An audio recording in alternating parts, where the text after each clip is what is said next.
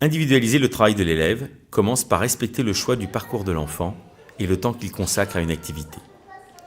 Mais il ne s'agit pas de croire que les élèves vaquent au gré de leur fantaisie, comme livrés à eux-mêmes.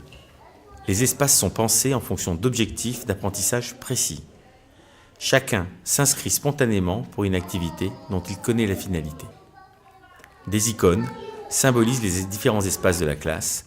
On aperçoit l'espace pavage, où sont proposés ce jour-là les tamgrammes, et l'espace lecture, avec un fichier de discrimination visuelle. Pour que l'enfant s'implique personnellement et activement, l'adulte a prévu des pôles d'intérêt, des outils pour chacun. Ainsi, il propose des gammes de puzzles, d'encastrement, des jeux dont les difficultés sont croissantes, des outils graphiques de grosseur variée, ou encore des fichiers autocorrectifs. Ensuite, Lina, alors celui-là tu l'avais fait l'autre fois, on va faire le carré noir pour toi. Les puzzles et des papillons. Tiens, tu dois retrouver les moitiés de papillons qui sont identiques, d'accord? Allez, tu le vides et tu vas t'installer. Maliana, alors toi tu as fait tous les plus difficiles. Ah, les carrés roses ou les rectangles verts aussi, tu les as pas fait. Rectangle vert, c'est ceux-là. Je vais t'en sortir un. Tu sais, c'est ce qu'on a sorti hier. Viens, je t'en sors un. Ceux-là, ils sont assez durs. Attends, tourne-toi. Tu peux te mettre, si tu veux, sur une table. Tiens, prends celui-là.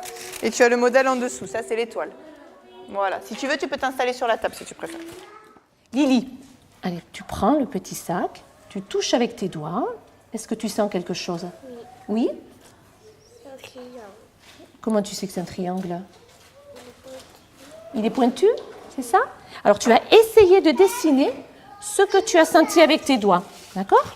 Tu dessines le petit sac, je te le mets là, avec ce que tu as réussi à sentir. Regarde, mets-toi là. C'est un petit peu grand. Vas-y, il faut le faire un petit peu grand. Vas-y.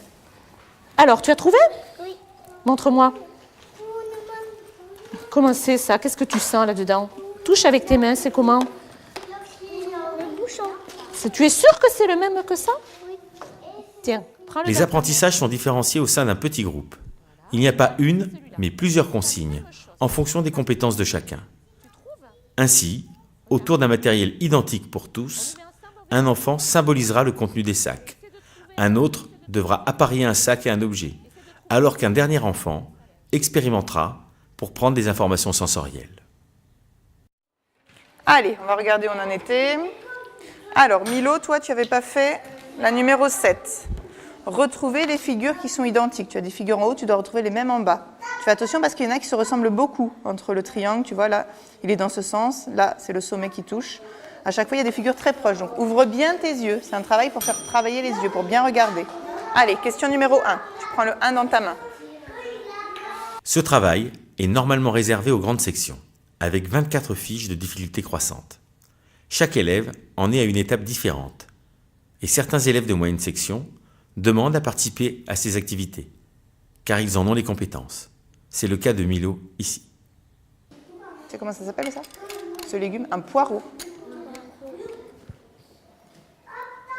Allez Milo, question numéro 7.